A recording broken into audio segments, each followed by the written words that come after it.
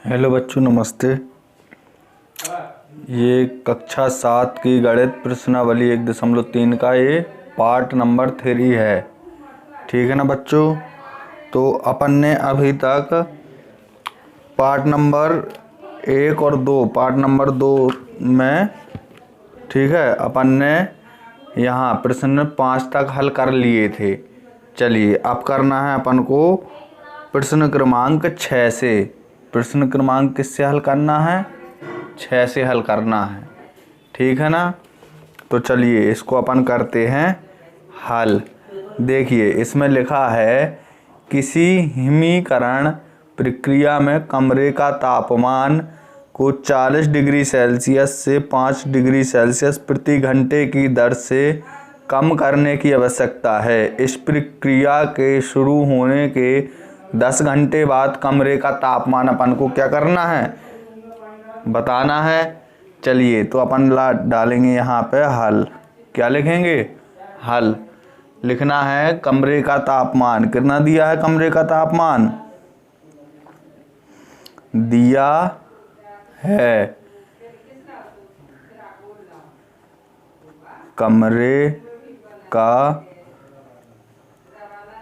कमरे का तापमान 40 डिग्री सेल्सियस। ठीक है ना। फिर प्रति घंटे 5 डिग्री सेल्सियस ये कम होता है, तो प्रति घंटे की दर से कम, प्रति घंटे की दर से कम बराबर 5 डिग्री सेल्सियस। प्रक्रिया शुरू होने के बाद, अब देखिए प्रक्रिया शुरू होने के बाद 10 डिग्री सेल्सियस प्रति घंटे बाद कमरे का तापमान क्या होगा? ठीक है ना। तो ये यहाँ पे सेल्सियस नहीं है, यहाँ पे सेल्सियस नहीं है, यहाँ पे घंटे है।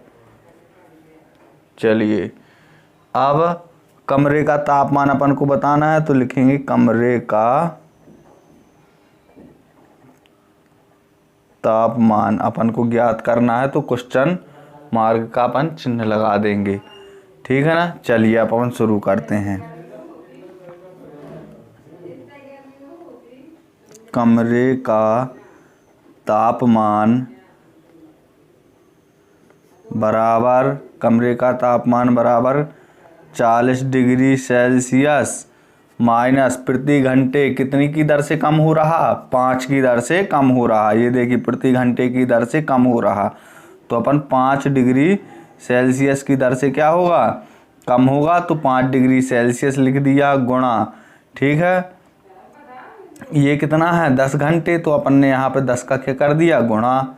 तो 40 डिग्री सेल्सियस 5 का गुणा 10 में होगा तो 10 पना 50 डिग्री सेल्सियस। तो 50 में से 40 जाएगा तो कितना बचेगा? माइनस का 10 डिग्री सेल्सियस। ठीक है ना। ये हो गया अपना आंसर। इस आंसर को कर देते हैं ब्रैकेट में बंद। चलिए अब चलते हैं प्रश्न नंबर 7 में। 10 प्रश्नों वाले एक कक्षा टेस्ट में प्रत्येक सही उत्तर के लिए 5 अंक दिए जाते हैं। सही उत्तर के लिए कितने अंक दिए जाते हैं? 5। और प्रत्येक गलत उत्तर के लिए -2 अंक दिए जाते हैं। एवं प्रश्न नहीं किए गए प्रश्नों के लिए 0 अंक दिया जाता है। कितना दिया जाता है? 0 दिया जाता है। तो इसमें फर्स्ट क्या दिया गया है अपन को?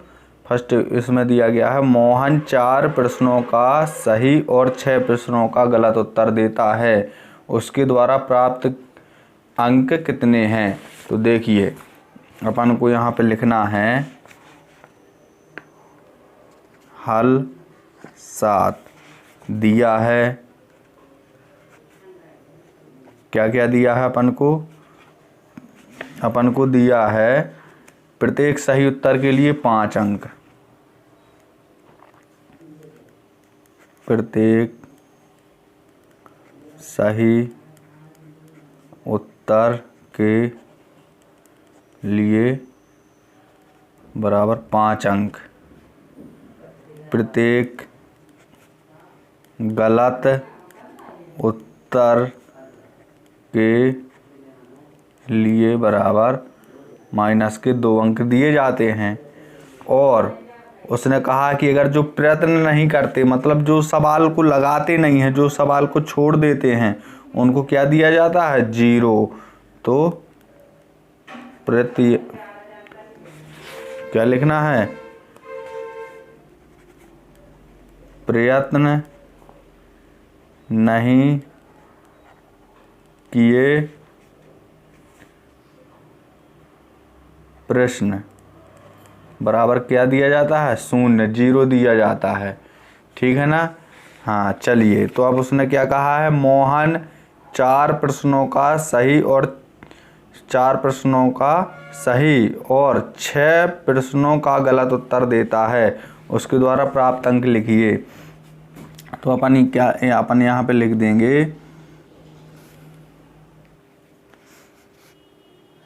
4 गुणे 5, क्योंकि 4 प्रश्नों के सही उत्तर सही 4 प्रश्न किए उसने। ठीक है, तो सही उत्तर के लिए इसमें बोला गया है कि मोहन 4 प्रश्नों का सही और 6 प्रश्नों का गलत उत्तर देता है, प्लस 6 प्रश्नों का क्या देता है? वो गलत उत्तर देता है, तो -2 आ जाएंगे। ठीक है ना? हाँ, तो अपन इसमें कर देंगे गुणा, 5 चौके 20 प्लस, ठीक है, 6 दूनी 12। अब यहाँ पे हो जाएगा 20 - 12 बराबर कितना बचेगा आपका? 20 में से 12 जाएगा तो 8 बचेगा। ये क्या हो जाएगा? अपना आंसर। ठीक है ना? आंसर को अपन एक डिब्बे में बंद कर देंगे। चलिए, अब अपन ने तो ये 7 प्रश्न नंबर 7 का ये पहला हल कर लिया अपन ने। अब चलिए दूसरे वाले को करते हैं। दूसरे वाले में क्या लिखा है? रेशमा के 5 सही हैं, रेशमा के 5 उत्तर सही हैं और 5 उत्तर गलत हैं, उसके द्वारा प्राप्त अंक कितने हैं? ठीक है ना? तो रेशमा ने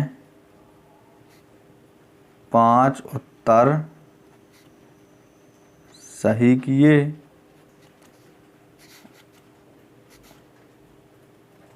और 5 उत्तर गलत किए। ठीक है ना?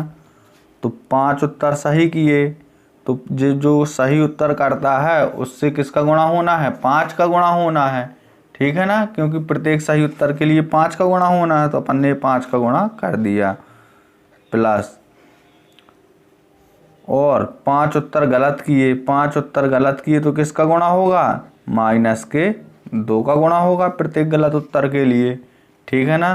तो यहाँ पे कितना हो जाएगा? 5 - 25 और 5 दूनी 10, तो काय के 10 आएंगे? माइनस के। तो 25 में से 10 चला जाएगा, कितना बचेगा? 15 बचेगा। ये 15 क्या है? अपना आंसर है। चलिए देखिए, अब हीना ने कुल 7 प्रश्न किए, उनमें से 2 का उत्तर सही है और 5 का उत्तर गलत है, तो कितने अंक प्राप्त होते हैं? चलिए, नंबर तीसरा प्रश्न क्रमांक 7 का, तो हिना ने कुल 7 प्रश्न किए जिसमें से 2 के उत्तर सही हैं। ठीक है ना? तो हिना ने 2 प्रश्न के उत्तर सही किए, बराबर 2 गुणा कितना हो जाएगा? 5। 2 गुणा कितना हो जाएगा? 5, क्योंकि हिना ने 2 प्रश्न के उत्तर सही किए, तो 2 गुणा 5 हो जाएगा, क्योंकि सही उत्तर के लिए कितने का गुणा करना पड़ता था? 5 का। सही उत्तर के लिए 5 का। ठीक है, और 5 प्रश्न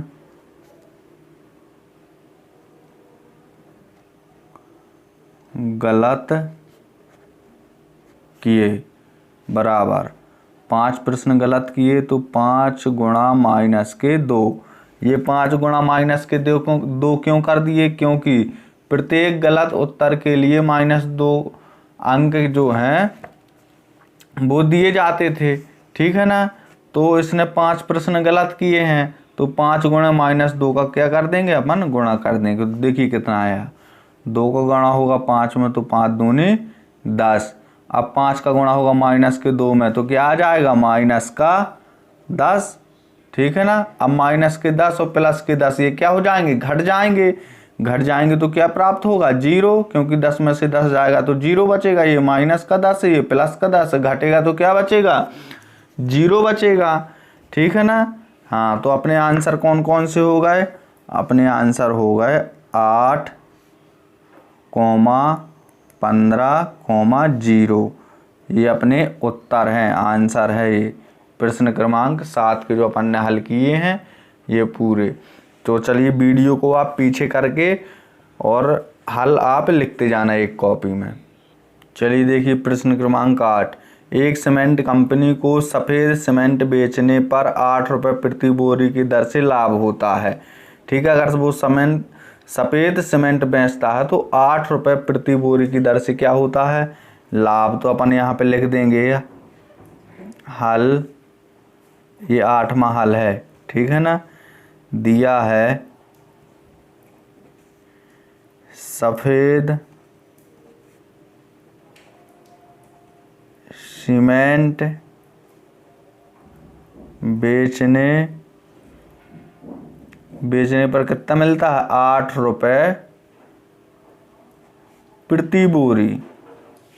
एक बोरी में कितना फ़ायदा होता है? 8 रुपये का। जब सफ़ेद सीमेंट बेचता है तब 8 रुपये का फ़ायदा होता है, लाभ होता है, ठीक है ना। ये रा बना है बोरी। चलिए, और स्लेटी रंग की सीमेंट बेचने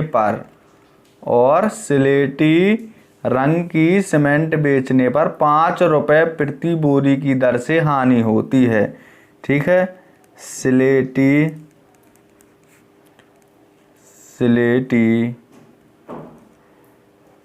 सीमेंट बेचने पर 5 रुपये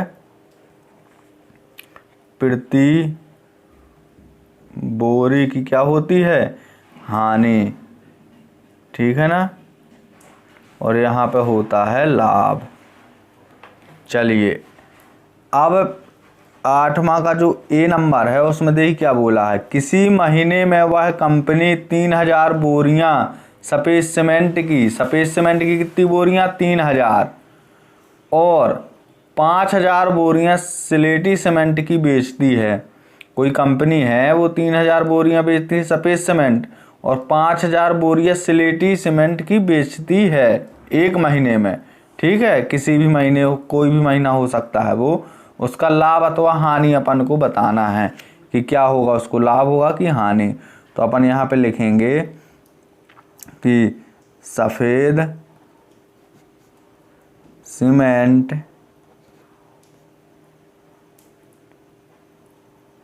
बराबर 3000 बोरियां और स्लेटी सीमेंट बराबर 5000 बोरियां, ठीक है ना। चलिए, तो अपन को अब इसमें क्या करेंगे, अपन इनकी अपन देख लेते हैं कि 3000 बोरी जो बेची है उसने, तो उसकी कीमत कितनी बनती है। तो 3000 गुणा अपन कितना कर देंगे? 8, क्योंकि सफ़ेद सीमेंट बेचने पर 8 रुपये प्रति बोरी की दर से लाभ होता है। चलिए ठीक है, तो अपन ने यहाँ पे क्या कर दिया? 8 × 24, इसका कर देंगे गुणा। ये हो गया अपना 24,000, ठीक है। चलिए अब अपन निकालेंगे, ये तो हो गया सफ़ेद सीमेंट का।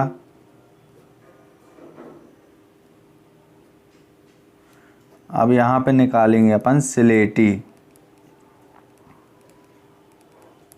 स्लेटी सीमेंट बराबर 5000 बोरी गुणा 5।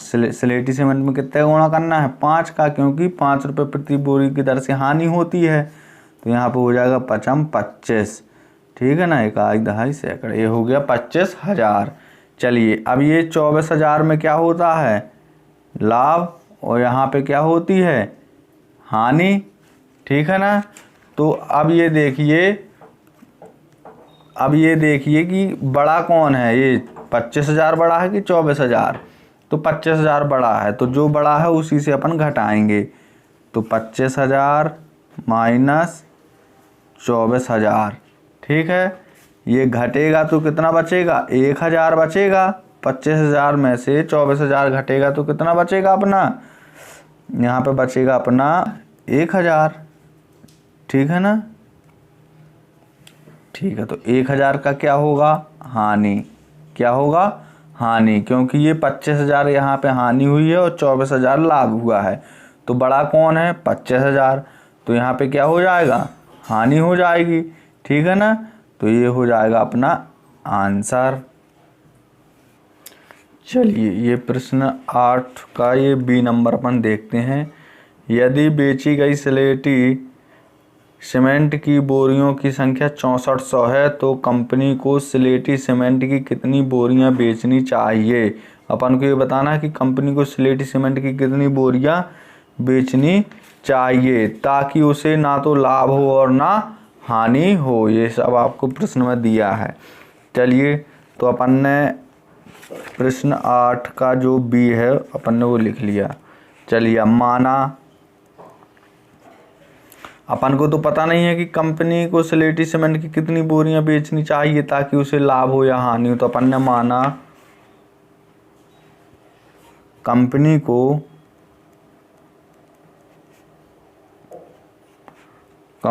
को स्लेटी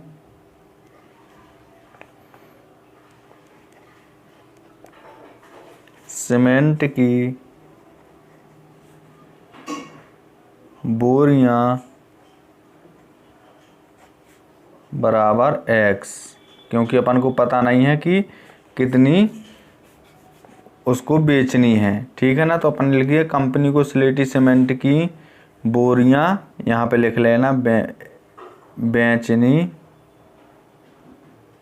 चाहिए, बराबर में क्या आ जाएगा? x आ जाएगा। कंपनी को स्लेटी सीमेंट की बोरियां बेचनी चाहिए बराबर में x, क्योंकि पता नहीं है अपन को कितनी बोरियां बेचनी चाहिए, तो अपन ने लिख दिया x बोरियां बेचनी चाहिए, ठीक है ना।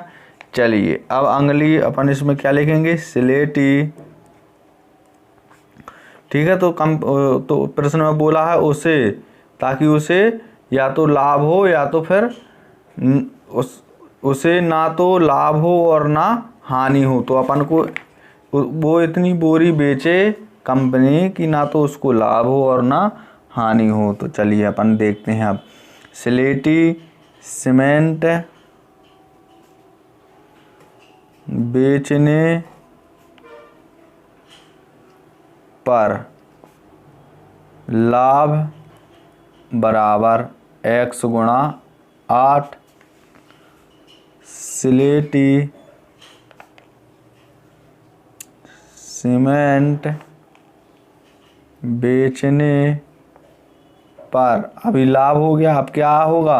हानि बराबर 6400। ये प्रश्न में दिया है कितनी बोरियां बेचनी है, ठीक है ना। और हानि में किसका गुणा होता है? 5 का, और लाभ में होता है 8 का। ऐसा प्रश्न में दिया गया है।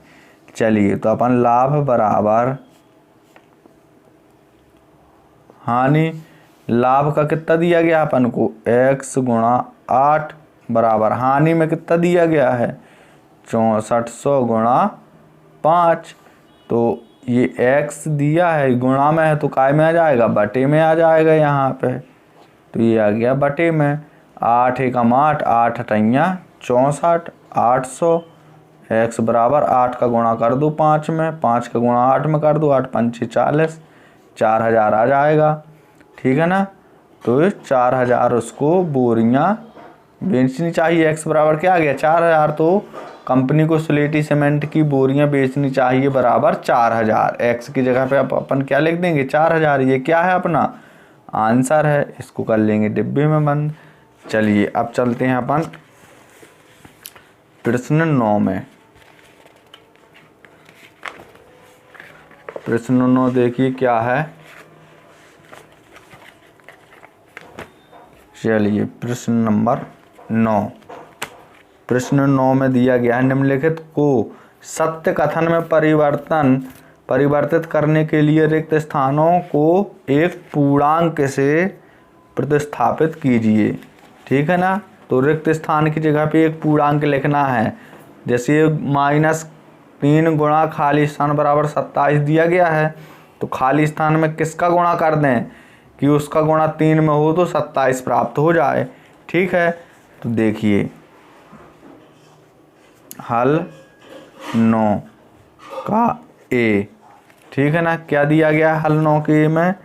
-3 गुणा खाली स्थान बराबर 27 ऐसा दिया गया है। तो अपन को खाली स्थान में भरना है कि क्या आएगा। ठीक है ना। तो यहाँ पे अपन क्या मान लेते हैं x, यहाँ पे मान लो x। ठीक है ना। x मानेंगे तो इसकी जगह पे आ जाएगा गुणा में। ठीक है। 3 माइनस का 3x आ जाएगा गुणा में। चलिए यहाँ पे समझिए। जैसे -3 गुणा अपन खाली जगह पे क्या बोल रहे हैं x बराबर में 27। तो ये -3 गुणा x में है तो x बराबर कितना हो जाएगा 27 बटे -3। 3 एकम 3, 3 नाम 27। x बराबर कितना आ जाएगा -9 आ जाएगा। ये माइनस का चिन्ह इसमें लग जाएगा। ठीक है। 3 का भाग दे दिए 27 में तो -9 आ गए। तो यहाँ पे क्या आ जाएगा अपना -9। अब 9 का गुणा 3 में कर दो, 9 3 27। माइनस का गुणा होगा तो काय का चिन्ह आ जाएगा प्लस का। तो ये प्लस का लगा है। चलिए बी नंबर में क्या लिखा है? 5 गुणा खाली स्थान बराबर -35। 5 गुणा खाली स्थान बराबर -35। चलिए तो यहाँ साइड में कर लीजिए जिसको नहीं है पता। हमको तो पता है कि -7 आएगा। -7 का गुणा 5 में कर दो, 7 पना 35 -35। लेकिन फिर भी आप देख लीजिए खाली स्थान की जगह पे अपन ने क्या मान लिया x। तो x बराबर -35 बटे ये गुणा में है तो काय में आ जाएगा यहाँ पे बटे में।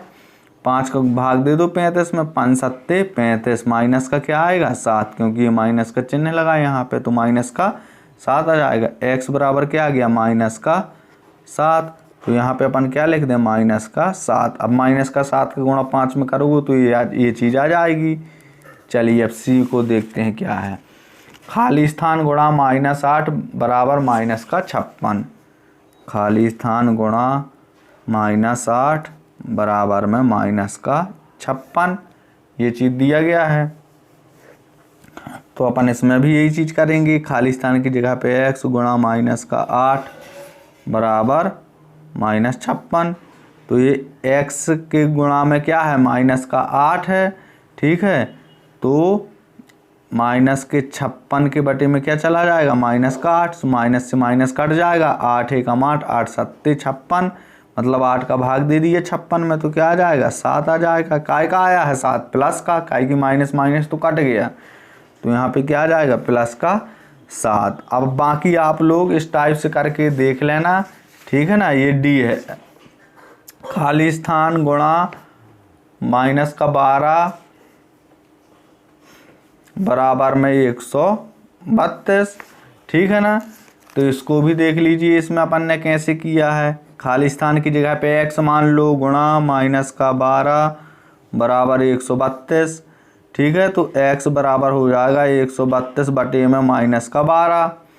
अब 12 का भाग दे दो 132 में तो 12 एकम 12, 12 एकम 12। 13 में से 12 जाएंगे 1 बचेगा तो यहाँ फिर से 12 हो जाएगा।